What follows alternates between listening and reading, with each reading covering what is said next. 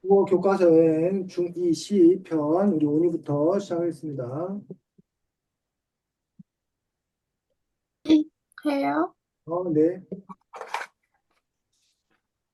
저 차례에 보면은 여러 시가 나와 있는데 책 읽기 전에 알고 있던 시 있는지 궁금해서 저는 여기 나오는 시는 다 처음 봤어요. 최준호님 말씀해 주세요. 음, 저는 엄마 걱정이라는 시가 저희 학교에서 배우고 있어서 알고 있었어요. 이지음님 말씀해 주세요. 저도 작년에 배운 고향이라는 시랑 엄마 걱정이랑 그런 시는 알고 있었고 윤동주의 별에는 밤은 유명해서 알고 있었습니다. 선생님 말씀해 주세요. 저도 지금 지은님이 말했던 별에는 밤이라는 시도 알고 있었고, 김종길 시인의 성탄제라는 시, 어, 백석의 고향이라는 시, 김소월의 사유라는 시 등등을 알고 있었습니다. 이상입니다. 네, 이상입니까? 자, 그러면 엄마 걱정이라는 시, 요즘에 교과서도 각 학교마다 다 다른가? 출판사 채택해가지고 선생님 때는 국정교과서라고 국어교과서는 그래도 다 같은 걸 썼었는데 어, 그 우리나라 교과서 체계가 국정교과서라는 게 있고 거민정이라고 해가지고 인정만 받은 승인만 받으면 이제 선생님들이 학교에서 알아서 채택하는 그런 경우도 있는데 아마 지금은 국어교과서도 다른가 봅니다. 자, 어, 그래. 오류가 한 부분은 그냥 넘어가도록 하겠습니다. 뭐 알고 있던 시라고 했었으니까. 다음 지음이 어떤 얘기 해보고 싶습니까? 이 읽어본 시들 중에 자신과 같은 경험을 한 시라던가 자신의 가장 마음에 와닿는 시가 있었나요? 저부터 말하면 되나요? 지음이부터 말해도 되고, 다른 사람 먼저 시켜도 되고, 지음이 진행하는 사람 마음입니다. 아, 저는 유하의 자동문 앞에서라는 시가 가장 인상적이었는데 제가 이런 경험을 한 것은 물론 아니지만 저는 자동문이나 이런 기술의 발전이나 발달이 정말 편리하고, 어, 없었으면 어떡하지? 이런 생각을 많이 했는데, 작가는 그런 변화들을 이제 좀 부정적으로, 이제 비판적으로 바라보고 있는 것 같아서 조금 인상이 깊었습니다. 김온유님 말씀해 주세요. 여기서 경험한 시는 없는 것 같고, 와닿은 시는 잠시만요. 음. 박용철의 고향이라는 시가 와닿았습니다. 왜냐하면 아, 어린 때 꿈을 엄마 무덤 위에 남겨두고 떠도는 구름 따라 멈추는 듯 불려온지 연함은 고향은 이제 찾아 무얼 하리 라는 부분이 좀 슬퍼가지고 와닿 아무튼 그렇습니다. 네, 최준호님 말씀해 주세요. 저는 엄마 걱정이라는 시도와 같이 저도 비슷한 경험이 있었습니다. 어, 그래가지고 가장 엄마 걱정이 와닿는 것 같습니다. 어, 선생님 말씀해 주세요. 네, 저는 여기 98쪽에 까마귀 싸우는 고래라는 그 시가, 어쨌든, 선생님 최근에 무슨 캠페인 같은 거 하나 펼치고 있는데, 낯선 사람들하고 이렇게 만나서 막 어지러운 얘기를 듣다 보니까 정신이 좀 혼미해지고, 그래서, 맨날 선생님이 그 학생들, 여러분 같은 중학생들이나 초등학생들만을 주로 이제 상대하고 막 있다가, 어쨌든 다른 막 뒷담화하는 막 그 신나는 사람들의 얘기를 듣고 나니, 마음이 혼탁해지는 것 같아갖고 이 시를 읽으면서 야 가지 말아야겠구나 뭐 그런 생각들을 하게 되었습니다. 또 하나는 94쪽에 기여라는 시가 사투리에 관한 어떤 그러한 시들인데 쌤이 수학여행으로 예전에 제주도에 갔었을 때 어느 식당에 들어갔는데 그분들이 뭐라 하는데 전혀 못 알아들어. 왜? 그랬더니 그제서야 그분들이 뭐 육지 사람이요 하면서 이제 표준말로 이렇게 말씀해 주셔갖고 알아들었던 그런 경험도 있어서 이 시를 보면서 그때 그 제주도 분들의 그 제주도 방언 생각났습니다.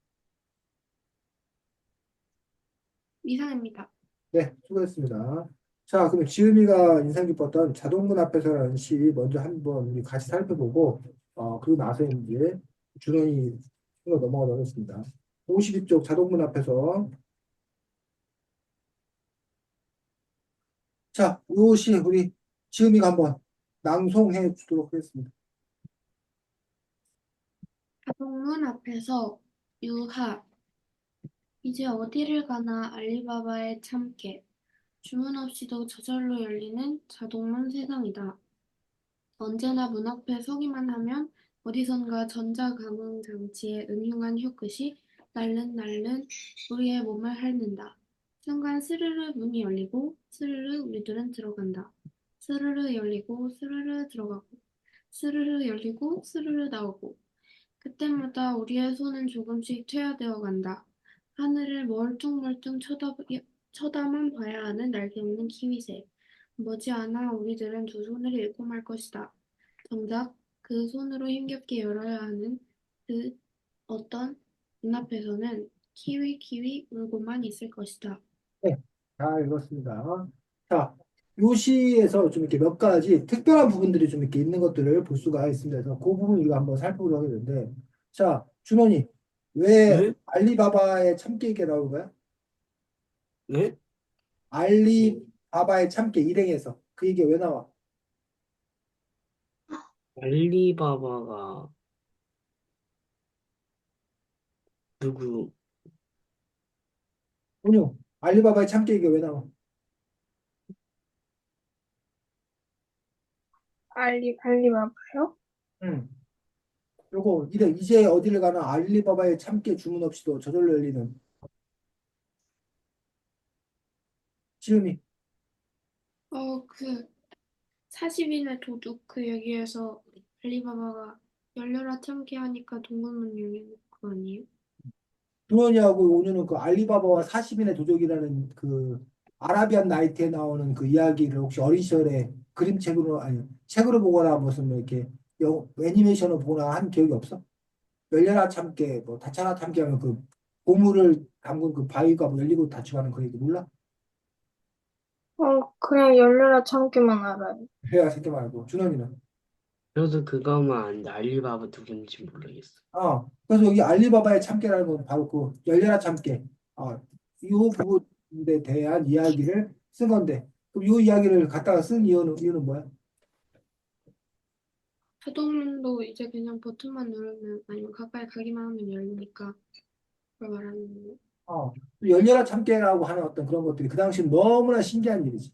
그러면 이게 문이 열리고 막 이런 거니까. 근데 그게 사실은 보면 오늘날의 자동문의 버전이라는 거지. 자동문의 상상 버전이라는 것들을 볼 수가 있고, 그래서 이런 시 같은 걸 이해할 때 결국은 여러분이 배경 지식이 있어야 어떤 문학 작품에 대해서, 뭐 영화에 대해서 배경 지식이 있어야 이 시를 또 온전히 이해할 수 있는 그런 부분을 볼 수가 있습니다. 자, 여기 보면 오행, 어디선가 전자 감흥장치에 음흉한 혀끝이 날름날름 우리의 몸을 핥는다. 자, 왜 음흉한 혀끝이 날름날름 우리의 몸을 핥는다라는 표현을 쓰고 있을까, 은유? 저요? 아, 왜 시의 표현을 이렇게 쓰고 있을까? 어, 이 시어가 어떤 느낌이야? 음흉한 혀끝이 날름날름 우리의 몸을 핥는다. 어떤 느낌이야? 음은 음, 약간 약간 뭐 성적인 단어 아니에요? 성적인 단어다.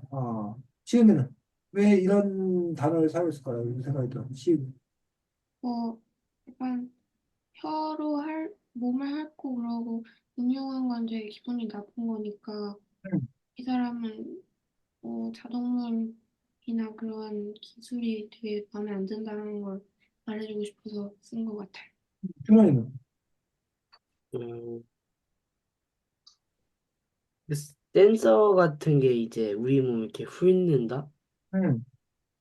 그렇지. 지금 준원이하고 지금 얘기가 준원이는 사실적으로 실제로 이제 그 센서가 달려 있어서 우리가 거기 가면 센서에 우리가 포착되는 거잖아. 그 센서에 포착된다는 것들, 센서가 일단 한번 우리를 쭉그 훑는 거지. 그런 부분들을 표현하는 그런 사실적인 그런 의미, 기술적인 사실적인 의미가 있는 거고. 하지만 이 시를 쓴 거 그 이면에는 바로 이제 자동문에 대한 경계하는 마음, 자동문에 대한 어떤 부정적인 인식, 부정적인 인식을 바로 음흉한 혀끝, 날름날름 우리의 몸을 한다 해서 우리가 뭐 이렇게 느낌상 봤을 때 뭔가 좀 이렇게 섬뜩하고 기분 나쁜, 음산한 뭐 이런 느낌을 줌으로써 이런 기술에 대한 어떤 그런 시인의 그 부정적인 태도 이런 것들을 지금 이 시어를 통해서 보여주겠다는 거예요. 그래서 두 가지가 다 필요하지. 이 시를 읽으면서 시인이 왜 이런 시어를 택했을까?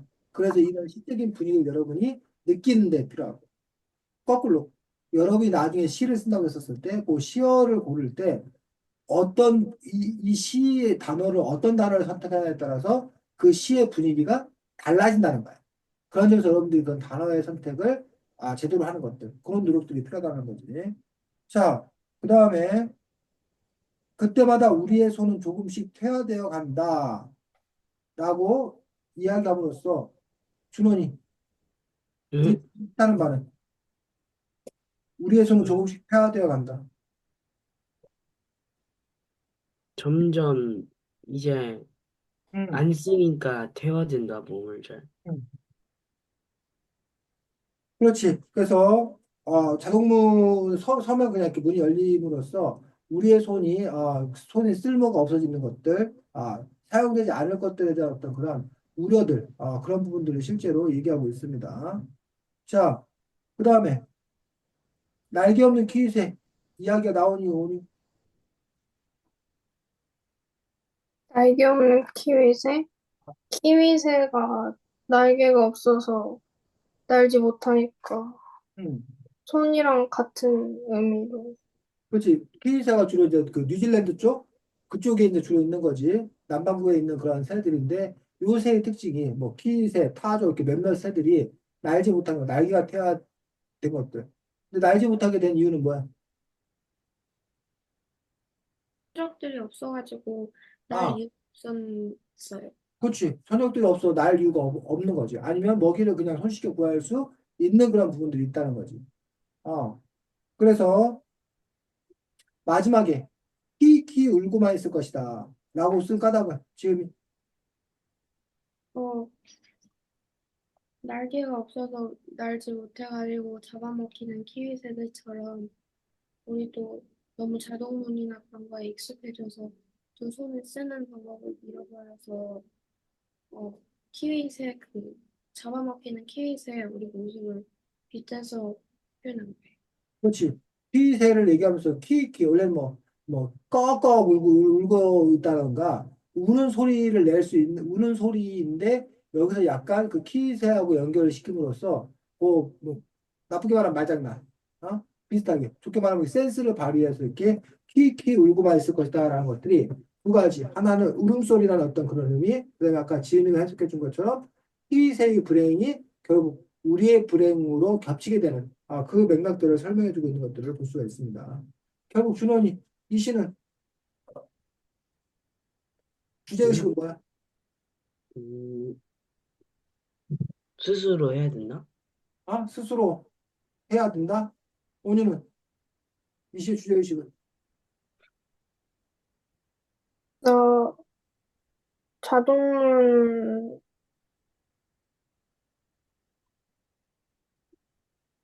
의지하면 안 된다? 시험이 음, 너무 기술에만 의지하면 편리함과 기술에만 의지하면 나중에는 아무것도 혼자서 못하게 될 수도 있다. 그래서 결국은 지금 여러분이 말한 대로 과학, 편리, 기술 이런 것들을 우리 사람들은 추종하고 있다는 거야. 열거하고 숭배하고 있다는 거야, 사실 과학기술을. 근데 그런 사회에 대한 어떤 그런 경고를 얘기하고 있는 그런 부분이라는 얘기죠. 이 시는. 자, 그래서, 자, 그렇다면 이 시는 그렇게 보는 거야.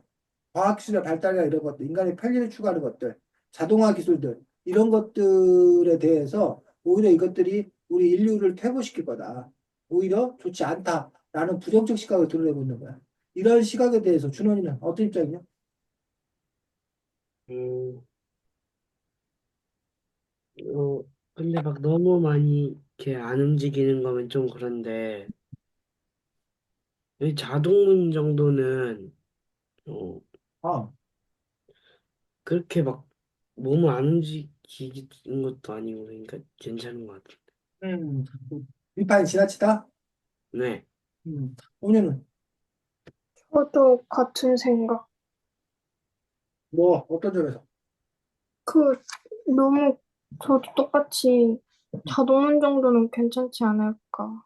어느 정도 돼야 심각한 것 같아. 네가 봤을 때 어느 정도 봐. 온유가 봤을 때 어느 정도 돼야 심각한 것 같아. 아예 몸을 안 움직여도 기술이 다 해주는 아, 그러니까 그런 것들 네가 그려본다, 구체로 얘기해 본다면 어떤 거? 구체적으로.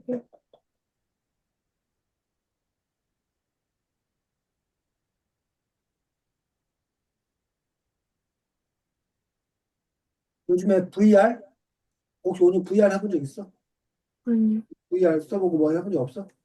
준원이는 해봤어요. 어때? VR 해보니까 VR 가지고 게임 해봤어? 에? VR 가지고 게임 해봤어? 게임까지는 아닌데 어디서 아, 해봤어요. 어때? 진짜 같아요. 진짜 같아? 그래서 만약에 이제 VR이 더 발달하면 우리가 굳이 해외여행 안 간단 말이야. 왜? 그게 VR. 얼마든지 다닐 수 있으니까. 어? 뭐 놀이공원 안 가. VR 가지고 쓰고 있으면 놀이공원 느낌이 나. 그냥. 놀이공원 가서 뭐 통영열차 타고 뭐 이런 느낌이 나. 그렇게 됐을 경우에 나중에 이제 VR을 쓰게 되면 사람들이 VR 세상 속에서 살지. 그럼 우리 신체가 특별히 필요하지?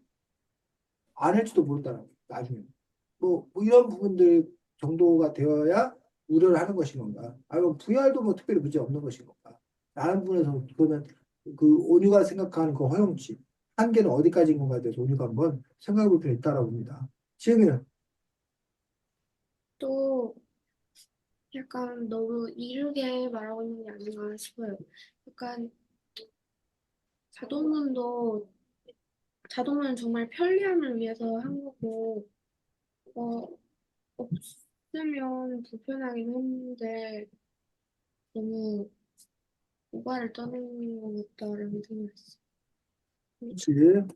자, 그래서 여기 지금 보면 513 쪽에 시 이야기라고 해서 이 시에 대해서 어쨌든 해설을 써놓은 걸 볼 수가 있는데 이 해설은 이제 한송이 역금돼 있으니까 한송이라는 국어 선생님이 이 시에 대해서 이렇게 해설을 써놓은 거예요. 자, 그래서 그 여러분들이 요 자동문 앞에서 나는 시에 대해서 그건 한송이라는 시인 해설이고 선생님 해설이고 온유의 해설, 지음의 해설, 준원의 해설이 있을 수 있다는 거야. 자, 어쨌든 이거 읽어보겠습니다. 온유가 시 이야기 53쪽. 대형마트나 백화점, 빌딩이나 상점 출입구 등 저절로 열리고 닫히는 자동문은 우리 일상에서 쉽게 만날 수 있습니다. 자동문이 스스로 열리고 닫힐 때 여러분의 손은 무엇을 하고 있나요? 휴대전화를 들고 만지작거리거나 아무것도 하지 않거나 하지 않나요?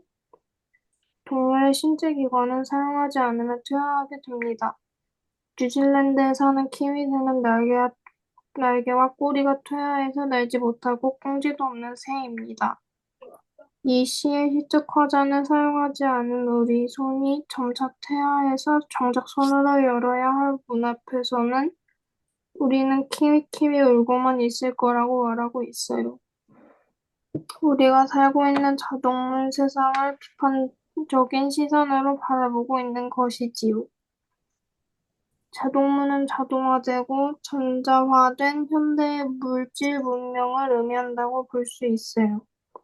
편리함에 속아 물질 문명에 대한 비판 없이 생활하다 보면 수동적이고 무기력한 삶을 맞이하게 될 것이라는 경고입니다. 그렇지. 그래서 지금 여기 이 한송이 선생님이 쓰고 있는 그 부분들을 보면 이 시의 배경이 되는 부분에 대한 설명을 하고 있어. 이 시를 더 잘 이해하기 위해서 배경 지식에 관한 설명을 하고 있는 부분이 한 부분이고 이 시의 주제의식, 이 시의 문제에 대해서 얘기하고 있는 거야. 그런데 뭐가 빠져 있냐면 요 한송이 선생님 본인의 생각이 빠져 있어. 자동문 앞에서라는 시가 이런 시예요. 이 시를 알려면 이런 걸 이해해야 돼요까지만 얘기했어. 근데 그럼 우리가 이 시를 어떻게 봐야 할 것인가? 이 시에 대해서 어떻게 생각하는 건가? 그 부분에서 바로 자기 나름의 색깔, 자기 나름의 판단 이런 것들이 들어가 있어야 되는데 지금 이 부분이 빠진 것이 이 시에서는 좀 아쉬운 어떤 그런 부분들입니다.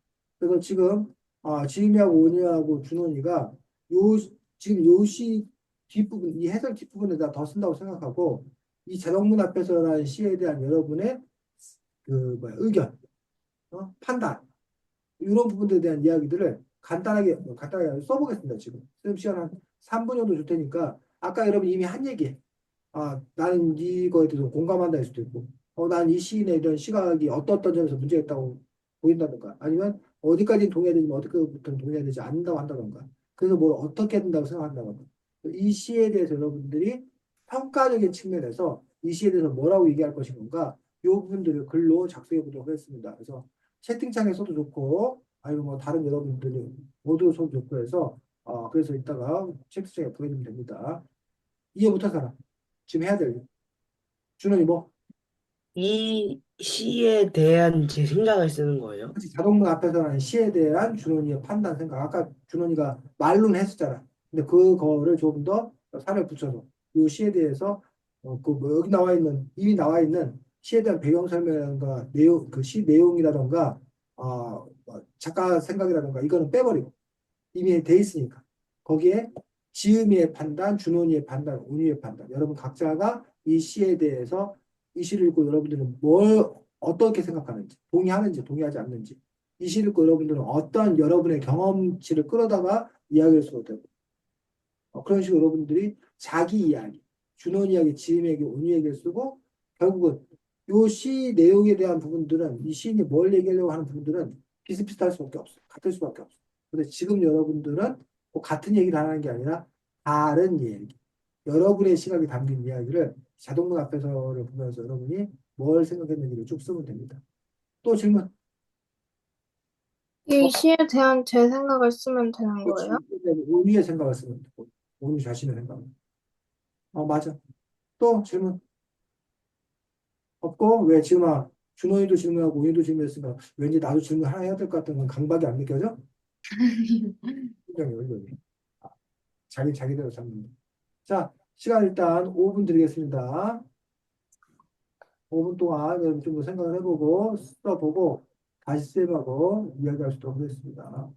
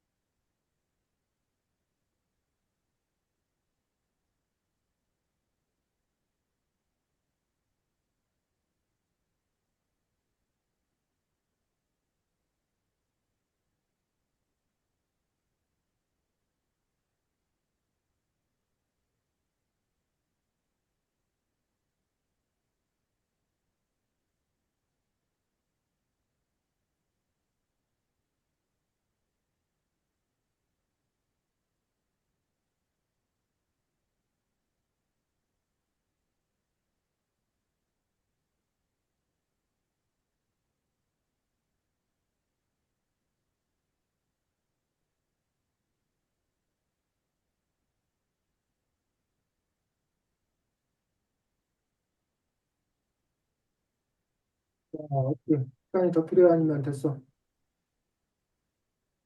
또 조금만 조금만 더 하면 되고. 준원이는 다 했어요. 다 했어. 그럼 보내고. 본인은 저도 다 했는데 어, 채팅창에 보내? 휴대폰을 써서 보내? 이제 그래, 그래. 오늘 쌤하고 카톡 연결돼 있나, 안 돼 있나? 안 돼 있어요. 돼 있어. 채팅창에 보낼게요. 못 보낸다면 어떻게 보내? 네? 못 보낸다면서. 보낼 수 있어? 그래, 그래. 카톡 중간은 없는데 그 여기 회의 채팅에는 보낼 수 있어. 그래, 그래. 훌륭해.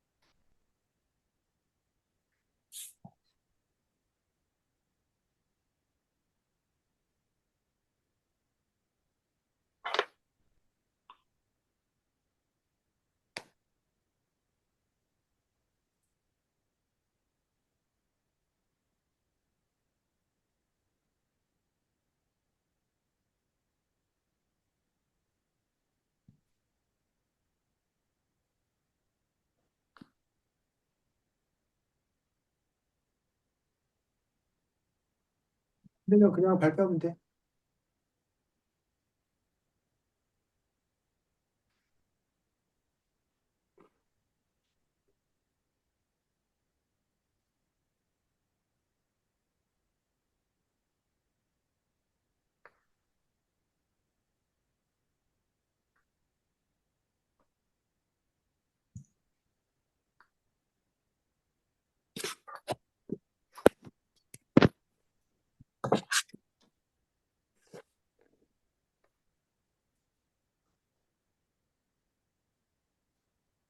준원이부터 발표해 보겠습니다. 자, 네. 들어보겠습니다.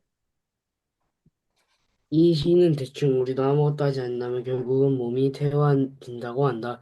하지만 나는 이 말은 완전히 맞다 생각하지 않는다. 인간이 자동문을 만든 이유는 더 편해지기 위한 편의성을 위해서 만든 것이라 생각한다. 그리고 그 자동문을 열려면 우리나라 자동문 앞으로 가야 한다. 그런데 이런 거 가지고 몸이 퇴화된다 하면 그냥 발전하지 말라는 소리 같기 때문에 나는 이 시에 완벽히 동의할 수 없다. 어, 그래서 지금 요 시에 관련되어서 어, 우리가 자동문 앞으로 가야 되기 때문에 몸이 퇴화된다는 걸 동의하지 말자라는 부분에 대해서 근거를 한가지 들고 있는 것도 좋은 점입니다. 근데 그냥 발전하지 말라는 소리 같기 때문에 동의할 수 없다고 했는데 만약에 이걸 온 준원이 좀 제대로 쓰려면 이런 식으로 그런데 왜 발전해야 되는데?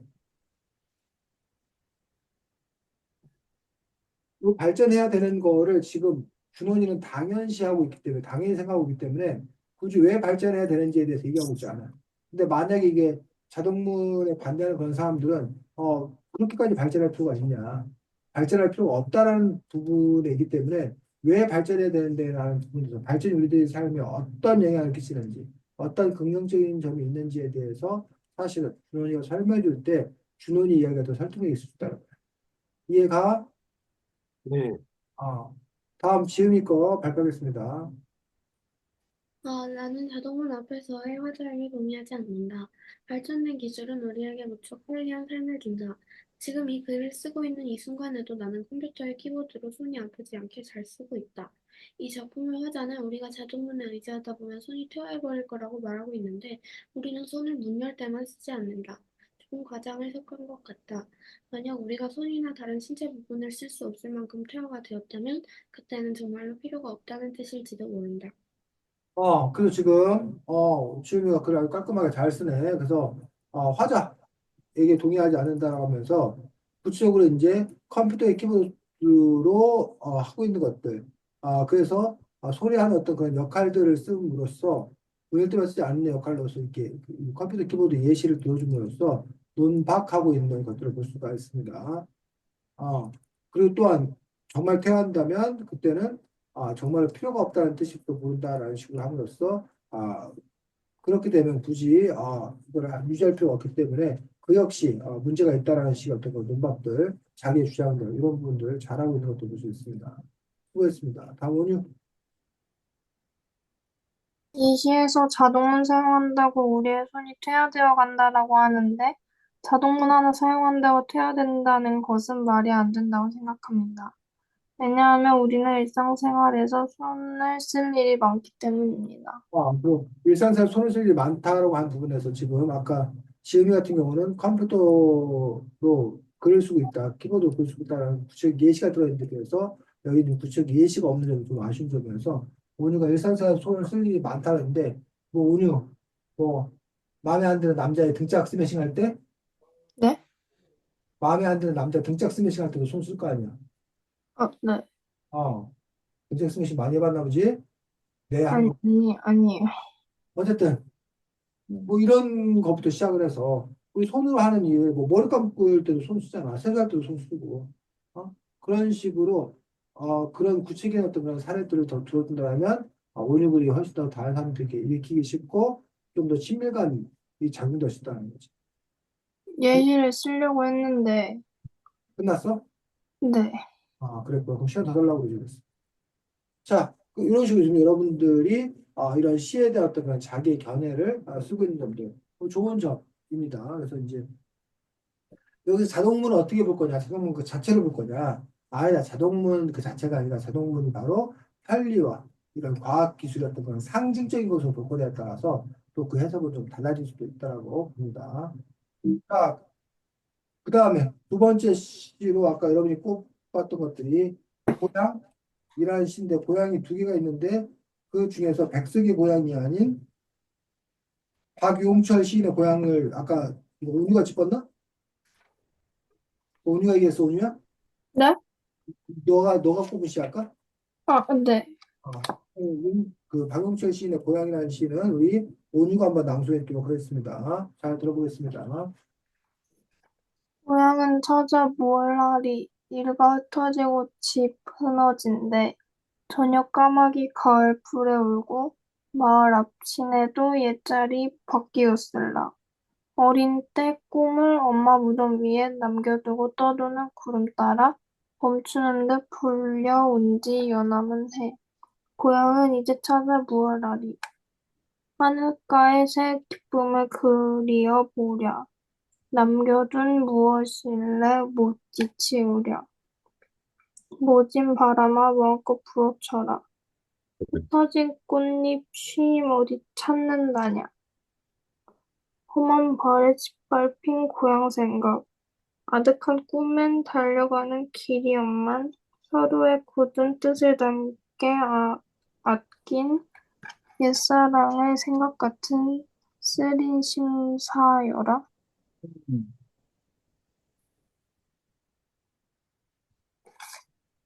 자, 요 박영철 시인의 시 이거를 볼 수가 있습니다. 자, 이 시에서 이제 또 우리가 또 특별한 점으로 꼽을 수 있는 것들은 무엇이냐라는 얘기야. 자,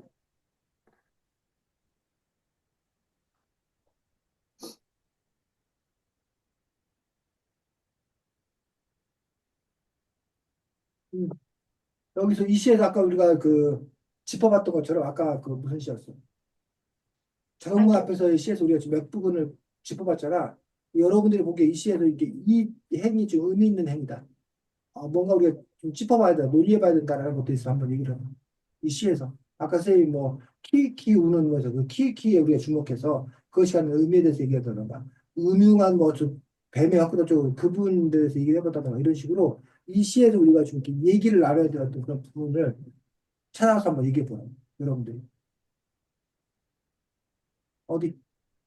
음, 일행에서 고향은 찾아 무얼 하리에서 원래 고향은 되게 그립고 음. 가고 싶고 하는 뭐 떠나면 다시 돌아오고 싶은 그런 곳인 게 이제 보통인데 왜 아닌지를 생각해보면 좋을 것 음. 왜? 왜 고향을 굳이 찾을 필요가 없다라는 식으로 돼버린 거야? 같아요. 예? 왜 그런 거야? 그래서 지금 그 부분 의미 있어. 뭐, 우리 얘기 나눠야 돼. 왜 그런 거야? 왜 이렇게 쓴 것 같냐고요? 음. 어, 음, 보면 일가 흩어지고 집 흔어진대라고 돼 있는데 뭔 말이야, 그게? 예? 일가 흩어지고 집 흐너진다, 이게 뭔 말이야? 일가가 가정 아니에요.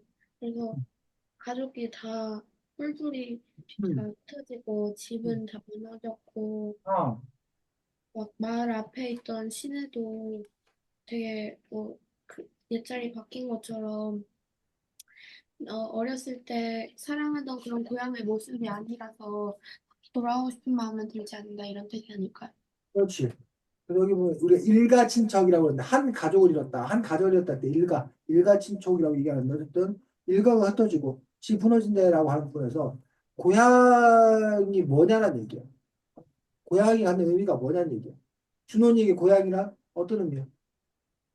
옛날에 살았던데요. 준원이의 고향이란 옛날에 살았던 곳이라는 의미를 갖고 있고, 온유에게 고향이란 어떤 정서야? 고향하면 떠오르는 정서가, 느낌이. 자신이 태어났는데 자신이 태어난 곳. 지금에는 고향하면 떠오르는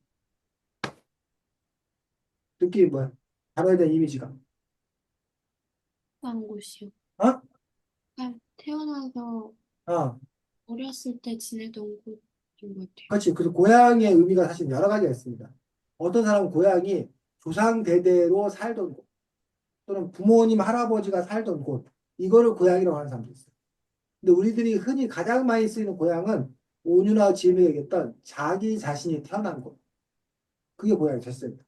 또 어떤 사람은 태어난 곳이 고향이 아니라 초등학교, 중학교, 어린 시절을 보낸 곳이 고향이라고 생각하는 사람도 있어요. 이런 식으로 고향에 대한 생각이 다른 거야, 다른 거. 그래서 사실은 이게 다 옛날에는 하나였어. 부모님 살던 곳, 할아버지, 할머니 살던 곳에 자기도 거기 태어났어. 자기도 거기서 자라서 어린 시절을 보냈어. 그렇기 때문에 고향이라는 것들이 지금처럼 여러 개 있는 게 아니라 옛날에 그냥 하나였다는 거야. 그렇게 그 고향이 뭐야, 갖는 의미가 큰데, 근데 우리가 왜 그것이 고향이냐라는 걸 단지 태어났기 때문에 고향이냐? 거기엔 바로 그리운 사람들, 가족들, 친척들, 친구들이 있기 때문에 그게 고향이란 거야. 근데 만약 그 고향에 갔는데 그들이 다 떠나버렸다면 그건 고향이라고 보기가 어려울 거다라는 거, 심리적으로. 자, 그 다음에 저녁 까마귀 가을 풀에 울고 요 행도 우리가 읽어봤는데 생각이 들거든. 이 행의 역할이 뭐야? 여기 있는 저녁 까마귀 가을 풀에 울고라는 이 행의 역할은 뭘까? 음, 시간을 알려줘요. 저녁 까마귀 가을 풀에 울고 가을이라는 시간 알려주려고 또 저녁이라는 시간 알려주려고 준원이 어떤 느낌이야? 저녁 까마귀 가을 풀에 울고 가을에 있는 풀에서 우는 거예요. 아 가을에 나는 풀 날개가 다쳤나? 날개가 닿았다. 온유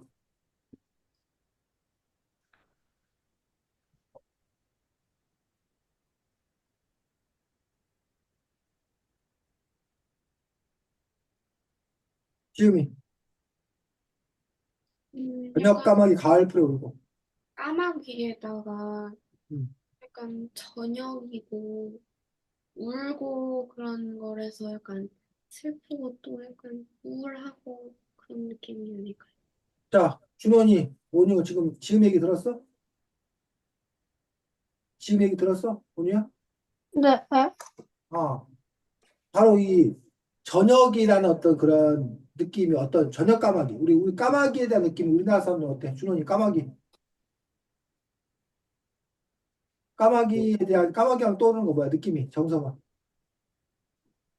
똑똑하다. 똑똑하다. 온유. 까마귀 어, 조금 무서워요. 무섭다. 지금이 까마귀. 약간 쓰레기 쓰레기 청소부? 쓰레기 쓰레기장에서 그냥 그막 주워 먹는 까마귀? 그렇지. 그래서 지금 준원이가 말하는 까마귀는 유럽의 까마귀, 아프리카의 까마귀. 아프리카나 유럽 같은 데는 까마귀는 지혜로운 존재로 많이 설정해요. 근데 우리 한국에서의 까마귀 존재는 까치는 우리가 반가운 소식, 길사, 좋은 일을 위해 길한 일, 길사라고 얘기하거든. 반면에 까마귀가 울면 재수없다고 그래. 흉사, 나쁜 일이 생긴다고 생각해. 그 까마귀에 대한 우리의 인식, 우리나라의 인식은 상당히 부정적인 어떤 그런 부분을 볼 수가 있다는 거죠. 자, 근데 가을 풀에 울고라고 하는 거에서 그 가을이 어떤 느낌을 주냐는 울고라고 했을 때 우리가 늦가을에 그 낙엽이 막 내려주고 왠지 쓸쓸한 게다가 저녁이니까는 어스름어스름해지는 어떤 그런 부분들이 상당히 어떤 면에 쓸쓸하고 외로운 어떤 그런 시적 분위기를 자아내는 것들을 볼 수가 있다는 거죠. 그래서 이런 그 행위 갖는 의미, 역할들은 무엇인 건가? 라는 부분에서 시가 기본 스토리를 쭉 따라가기도 하지만 그 안에 이제 그 시 어떤 그런 배경을 살려주기 위한 이런 장소라던가 뭐 다른 꾸미는 거라든가 이런 것도 있을 수 있다는 거야. 마을 앞 시내도 옛자리 바뀌었을까? 이 구조를 넣은 이유는 이 구절이 갖는 의미는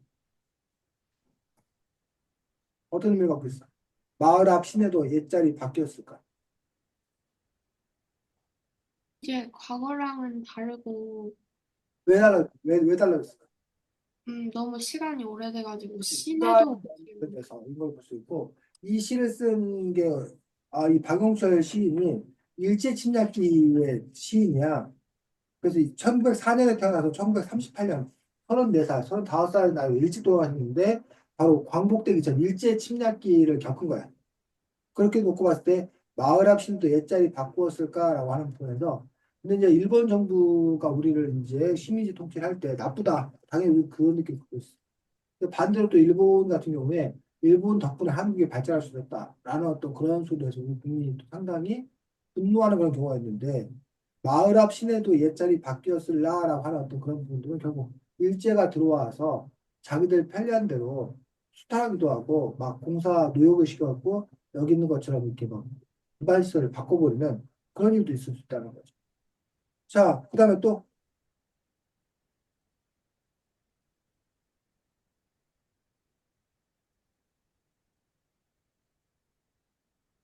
여기 여러분들이 이 시의 이 부분은 우리가 한번 논의해 봐야 될 부분이다. 의미가 있는 부분이다라는 거.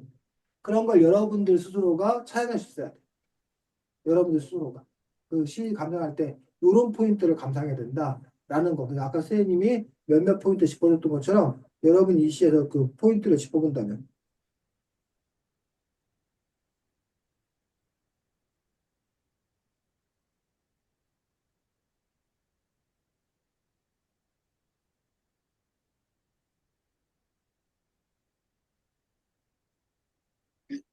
엄마 무덤 위에가 어, 뭔가 하는 거예요? 어, 어린 때 꿈을 엄마 무덤 위에 남겨두고 또 도는 구름 따라. 이거 뭐야? 구름을 자기 자신을 빗댄 그렇지. 떠도는 구름 따라서 이 구름 바로 고향을 떠나 떠돌고 있는 자기 자신을 의미하는 바가 큰 거지. 그런 부분도 지은이가 잘 캐치해냈네. 이런 부분들 여러분들이 찾아서 얘기해 보라는 거지. 또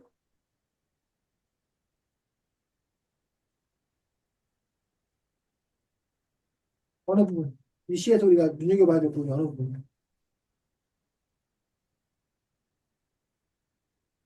못, 어? 못 잊힌다라고 한 게 잊고 싶은데 못 잊는다는 남겨둔 무엇일래 못 잊히우랴라고 남겨둔 것이 무엇일래 못 잊히우랴 라는 식으로 못 키우랴라고 이제 쓴 것들을 볼 수가 있습니다.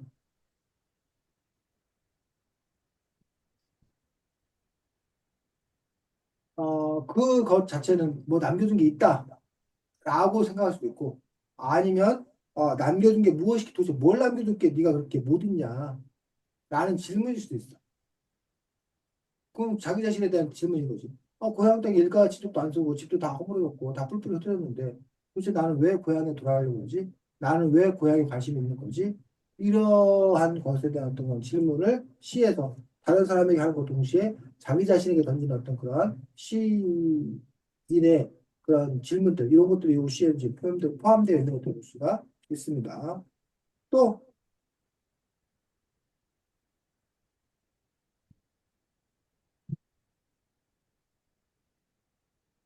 자, 험한 발에 짓밟힌 고향 생각은 뭘까? 일본이 음. 고향을 차지해버린. 그렇지. 일제강점기 때 빼앗긴 어떤 그런 하나에 대한 그런 물분들, 이런 것들이 유시에는 지금 나타나는 것들을 볼 수가 있습니다. 자, 그래서 유시 같은 경우는 어쨌든 그 시대상, 일제강점기나 어떤 그 시대상에서 느끼는 회한, 이런 것들을 시로 잘 표현하고 있습니다. 자, 그 다음에 무슨 시? 엄마 걱정? 네. 29쪽.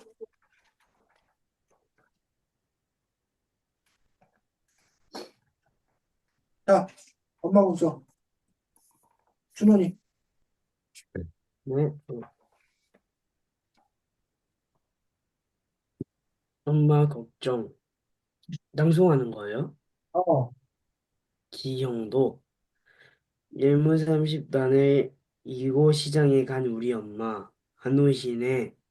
해는 시든지 오래 나는 찬밥처럼 방에 담겨 아무리 천천히 숙제를 해도 엄마 안 오시네. 배춧잎 같은 발소리 타박타박 안 들리네. 어둡고 무서워 갱간 창틀으로 고요히 빗소리 빈방에 혼자 엎드려 훌쩍거리던 아주먼 옛날 지금도 내 눈시울을 뜨겁게 하는 그 시절 내 유년의 면모. 어. 자, 요시 같은 경우에 우리가 요시에서 우리가 포인트를 갖고 읽어야 될 부분이 뭐야? 안 오시네. 어? 왜? 어, 안 온다는 계속해서 안 온다는 거 강조해서 음. 또 자, 해는 시든지 오래라는 게 무슨 뜻이야? 밤? 밤? 그 낮에 해가 강렬하고 막 쬐뜩 내리쬐고 그런단 말이에요. 근데 이제 아무래도 이제 저녁에 이제 해가 질 무렵이 되면 그 강렬함이 사라진 거지. 그 강렬함이 사라진 걸 여기는 시든지 오래라는 식으로 이렇게 표현하고 있는 거예요. 또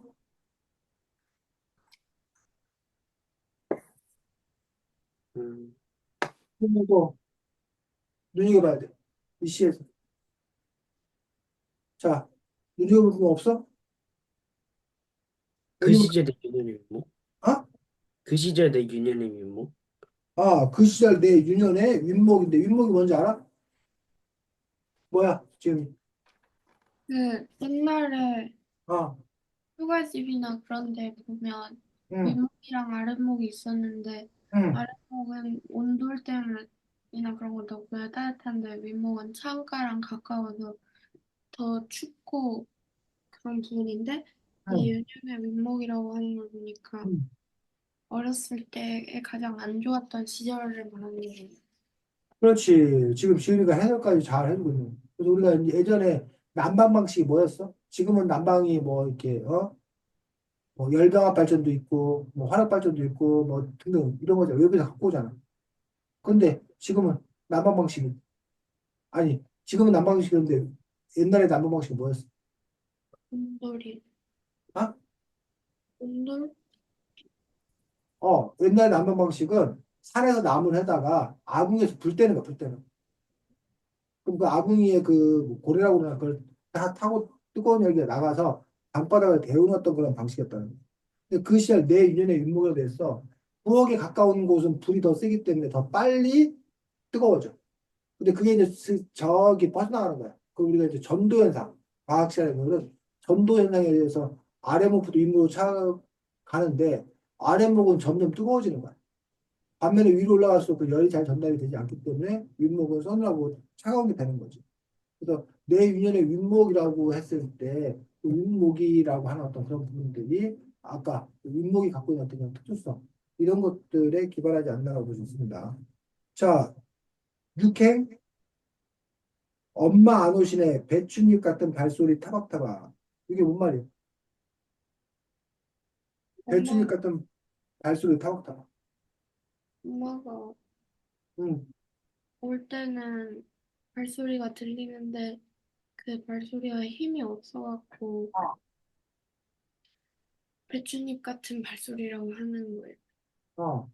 이거 배춧잎이 상징하는 거 뭐야 오늘? 배추요? 어. 배춧잎 상징하는 거.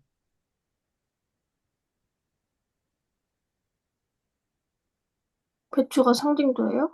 이 배춧잎이 뭘 나타내냐면 아, 아, 어,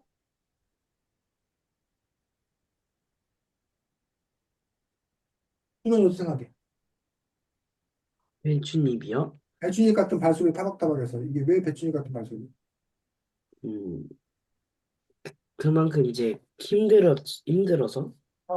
배춧잎 같은 발소리 타박타박해서 그 배춧잎이 좀 이렇게 뽑은 지 오래되면 시들해 갖고 쭈글쭈글해져. 나중에 우리가 뭐 배추잎 말리면 시래기가 되고 이런 부분들처럼 배추잎 같은 발소리 타박타박 할 때 그 지친 모습들 힘들어서 힘겨웠던 그런 모습들을 잘 보이고 있습니다. 근데 이제 배추잎이 돈을 상징하는 것도 혹시 알아? 돈. 음, 우리나라 돈. 배추잎은 얼마짜리 돈이야? 10,000원? 10,000원짜리, 10,000원짜리. 10,000원짜리 돈을 우리가 이제 보통 배추잎 한자. 왜 10,000원짜리 돈을 배추잎으로 하는지 알아? 초록색? 그렇지. 색깔이 비슷해서. 그래서 이제 우리가 배추잎 한 장밖에 없어. 배추잎 한 장이야. 이런 표현을 쓰는 것들이 바로 지금 여러분이 말한 그런 내용인 것들을 볼 수가 있습니다. 자,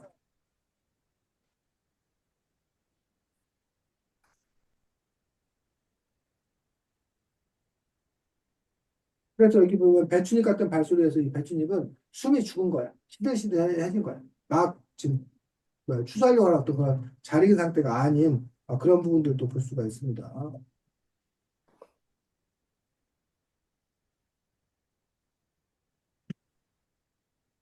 결국 이 시는 뭘 얘기하고 있는 거야? 음, 엄마 걱정? 엄마를 걱정하는 거, 엄마를 그리워하는 엄마를 걱정하는 아이의 마음을 표현한 그런 또 시인 것들을 볼 수가 있습니다. 이영도 시인이 아주 유명한 시인인 거 알아 혹시? 네. 한국 근대문학, 근현대문학에서 기영도 시인은 상당히 유명한 시인이어서 여러분들이 어쨌든 나 기영도 시인 작품 읽었다, 읽은 적 있다 라고 얘기하는 것만으로 여러분들의 교양이 쭉 올라가는 그런 효과였지. 그렇다고 제목만 외우라는 게 아니고 그 시인 어떤 그런 시력에 대해서 여기 나온 몇 편의 시를 살펴보면서 이야기할 수도 있을 거라 생각합니다. 다음 누가 할 차례지? 저요. 준원이 하겠습니다. 이 책에서 가장 인상 깊은 시가 무엇입니까? 아까 하지 않았냐? 인상 깊은 시? 했어요. 안 했어, 아까 제일 처음에? 이거 읽어본 시. 인상 깊은 시 했지?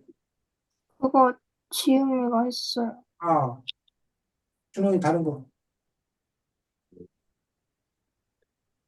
여러분이 이 엄마 걱정의 엄마였다면, 이 작가의, 이 화자에게 무슨 마음이 들었을 것 같습니까? 저는, 걱정되기도 하고 미안했을 것 같습니다. 이디엠님 해주세요. 어, 제가 이 화자의 엄마였다면 음, 걱정했을 것 같습니다. 왜냐하면 해는 시든 지 오래인데도 아들이 있겠죠? 아들이 계속 집에 혼자 있다는 걸 알면 정말 미안하고 걱정될 것 같기 때문입니다. 김우님 해주세요. 저는 많이 미안할 것 같아요. 밤인데 애 혼자 냅두고 있는 게 좀 미안할 것 같기 때문입니다. 음, 선생님 해주세요. 준원이 아까 얘기했나? 준원이 응? 먼저 했어? 네. 어, 네. 그러면 또 그 다음 거 하고 또 나서 쌤이 얘기하겠습니다. 여기에서 마치도록 하겠습니다. 어? 여기에서 마치도록 하겠습니다. 자, 그래서 여러분들 오늘 이제 뭐 많은 시간 있는데 그래서 이제 몇 편만 골라서 이제 살펴봤는데 오늘 여러분들이 주로 살펴본 것 한 일은 두 가지야. 하나, 시를 읽고 여러분의 이야기, 여러분의 관점에서 해설을 할 수 있어야 된다. 여러분의 생각이 담긴. 두 번째로는 오늘 그 시를 읽다 보면 그 시에 포인트가 되는 부분이 있어. 특별한 의미를 갖는 부분이 있어. 그 의미가 갖는 부분이 어떤 부분인지 그걸 여러분이 찾아낼 수 있어야 되고 그거 나름대로 해석할 수 있어야 된다. 사실은 그 시를 온전히 이해하기 위해서는 그 시간 100번, 1000번 읽다고 온전히 이해하지 못해. 그 시와 관련된 충분한 배경식이 있어야 되는데 다시 그 두 가지 나뉘지. 하나, 내가 없으면 그 시를 해석해 준 사람의 배경식을 들으면서 이 시가 이런 시구나 라고 연결 관계를 갖는 것들이 하나. 두 번째로는 여러분 스스로가 배경식이 별로 없다라면 관련된 분야 책을 꾸준히 읽음으로써 여러분의 배경식의 파일을 좀 키울 필요가 있다라고 생각을 합니다. 그래서 오늘은 여기까지 하고 다음 주에 오늘의 민수라는 책, 오늘의 민수 맞네. 오늘의 민수라는 소설책입니다. 소설책. 그 책 갖고 우리가 할 수 있도록 하겠고, 그래. 지금이는 다음 주는 뭐 시험 때문에 못 온다고 그랬나? 그래. 쌤 나중에 다시 책 목록에서 보일 테니까 그거 참고하면 되고, 지금 시험 뭐 얼마나 힘들까? 쌤이 약 올려야지. 나는 시험 없다 하고 약 올려야지. 온유하고 준호이는 시험 안 봐? 저는 기말만 봐요. 그 말만 보게 되고, 준호이는 저희 봐요. 이번에 중간고사 봐? 네. 온유 한마디 해줘, 준호이한테. 화이팅. 파이팅. 난 시험 안 본다 하고 잘하는 게 아니고, 착하네, 온유. 자. 여튼 시험 앞둔 분들 또 노력한 만큼 좋은 결과 있기 바랍니다. 수고 많았습니다. 자, 다음 주에 오늘의 민수 책 갖고 보겠습니다. 안녕. 안녕히 계세요. 네.